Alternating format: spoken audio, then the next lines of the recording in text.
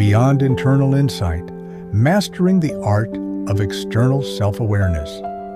When it comes to self-knowledge, almost all of us believe we are quite proficient. Yet organizational psychologist Dr. Tasha Eurich, in her best-selling book, Insight, Why We're Not as Self-Aware as We Think, reveals a striking truth. About 95% of people think they are self-aware, but in reality, only 10 to 15% truly are. Dr. Eurich divides self-awareness into two distinct categories. Internal self-awareness, how clearly we see our own values, passions, aspirations, and behavioral patterns, and external self-awareness, understanding how others see us and the impact we have on them. The crucial question is, are these two dimensions equally easy to develop? And for those who stand at the pinnacle of wealth and influence, what unique challenges does external self-awareness present? Internal self-awareness, a domain you control. Internal self-awareness lies entirely within your own command. You do not need anyone else's opinion to recognize your values, beliefs, strengths, or weaknesses. It is a realm where you are the sole master, and you may explore it without any external tools. External self-awareness, however, is a very different story. The riddle of honest feedback. External self-awareness is the ability to know how others perceive your behavior and character. As Dr. Eurich points out, internal and external self-awareness are completely independent skills. One can be deeply introspective, yet completely oblivious to one's actual effect on others. For business owners and those at the apex of power, obtaining candid, unfiltered feedback from those around them becomes a persistent and formidable challenge. Employees, junior managers, and even close associates often hesitate to voice their true opinions, fearing consequences or simply deferring to your position. Consequently, you may receive only positive remarks, leaving you trapped in a confirmation bubble of superficial praise. Dr. Amy Edmondson of Harvard University explains this phenomenon through the concept of psychological safety. Psychological safety is the shared belief that a team is safe for interpersonal risk-taking, that members can speak up with ideas, concerns, or even mistakes without fear of humiliation or punishment. The higher the power distance in an organization, the weaker this safety becomes, and the harder it is to receive genuine feedback. To visualize this dilemma, consider the Johari window model, created by Joseph Luft and Harry Ingham in 1955. It divides the self into 4 quadrants. Open area, what we know about ourselves and others also know. Blind spot, what others see in us, but we do not see in ourselves. Hidden area, what we know about ourselves but keep hidden from others. Unknown area, what is yet unknown to both ourselves and others.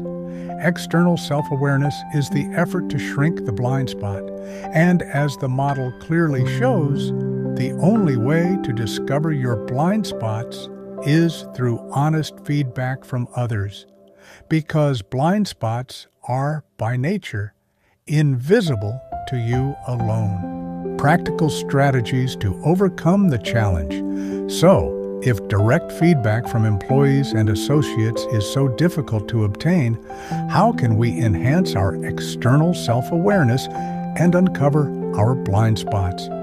Fortunately, researchers and theorists have proposed several effective approaches. A. Direct but skillful methods. Creating a safe space. Building psychological safety. Dr. Amy Edmondson. Leaders can gradually cultivate this safety by admitting their own mistakes, receiving negative feedback without defensiveness, and demonstrating that such feedback leads to concrete action.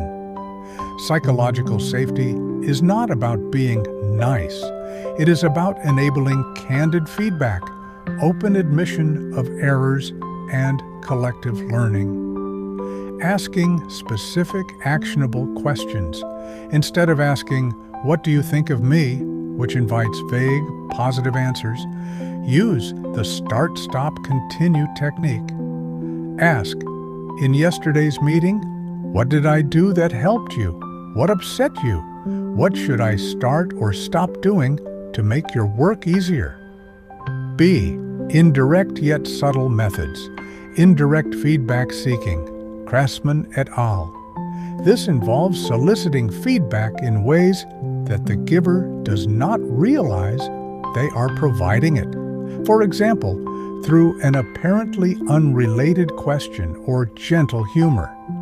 The drawback is that the feedback is often ambiguous and requires your own interpretation.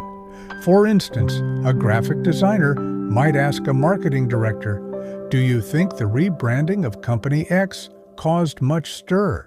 to gauge the director's taste in design. Reflective comparison. Observe the behavior and outcomes of peers who are particularly successful in similar roles. Comparing yourself to them can offer indirect clues about your own performance gaps. C. Self-directed methods, observation and journaling. Reflective journaling.